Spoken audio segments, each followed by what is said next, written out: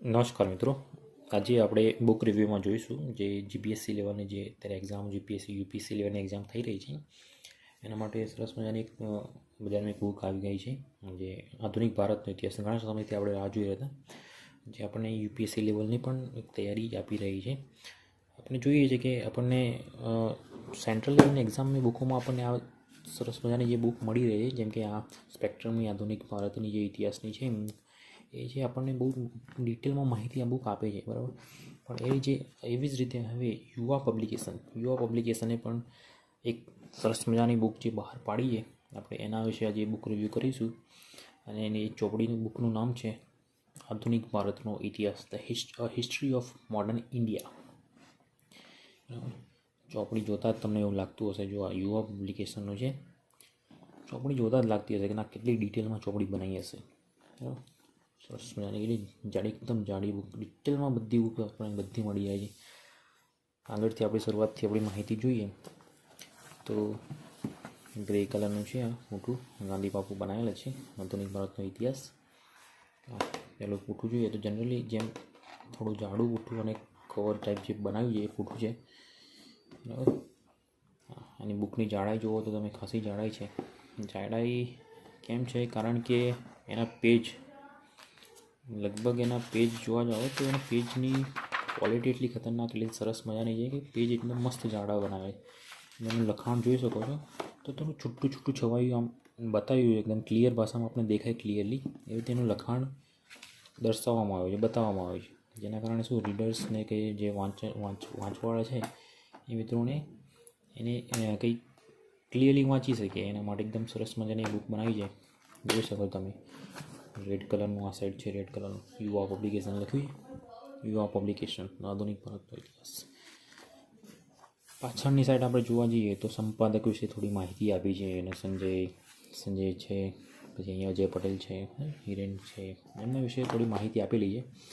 આમ જોવા જાઓ તો આ બુક લગભગ અંદાજિત આના અંદર પેજ નંબર આપ્યા નથી, પરંતુ મારા ખ્યાલ પ્રમાણે આ પેજ હશે 1000થી ઉપર પત્તા હશે. મેં ક્યાંક ઓનલાઈન જોયું હતું, ક્યાંક 1040ની આસપાસ પત્તા છે. પણ આની અંદર આપણે જોવા જઈએ તો હું તમને અનુક્રમણિકા બતાવું છું. એમાં કયા પ્રકારની અનુક્રમણિકા રહેલી છે આપણે જોઈએ.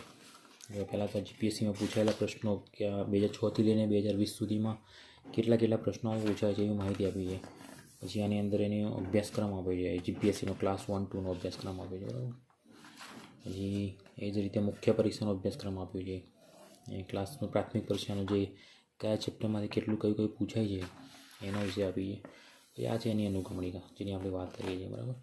અનુક્રમણિકામાં તમે ક્યાંય જોશો તો એનો પેજ નંબર નહીં આપે. જેમ કે યુવા પબ્લિકેશન શું કરે છે કે જે તે ટોપિક છે તે ટોપિકનો પોઈન્ટ વાઇઝ પછી એને બતાવવામાં આવે છે. 1.2 પોર્ટુગીઝનું સાધન સામગ્રી છે, પછી એ જે પોર્ટુગીઝ ઇતિહાસનો સ્ત્રોત છે તો એ પતશે, પછી બીજો ટોપિક એ કુલ આમ કરીને આખી અનુક્રમણિકા તમે જોવા જશો તો આની અનુક્રમણિકા ખાસી લાંબી છે. જો આટલા પેજની તો એની અનુક્રમણિકા છે. એટલે અંદાજિત ગણી શકો છો તમે કે 1000 પેજની આસપાસ એની બુક હશે. સરસ મજાની દેખો, પહેલું જ ચેપ્ટર આધુનિકનો સ્ત્રોત, ઇતિહાસનો સ્ત્રોત. સરસ મજાની જે બુક બનાવી છે એના પરથી આપણને ખ્યાલ આવી જ જાય કે આ લોકો કેટલું સરસ મજાનું પ્રિન્ટિંગ કર્યું છે. જોઈ શકો તમે નજીકથી આધુનિક સ્ત્રોત, ઇતિહાસના સ્ત્રોતો. ચેપ્ટરની શરૂઆત જ એ રીતે થાય છે. લખાણ છે આખું બ્લેક એન્ડ વ્હાઇટમાં છે.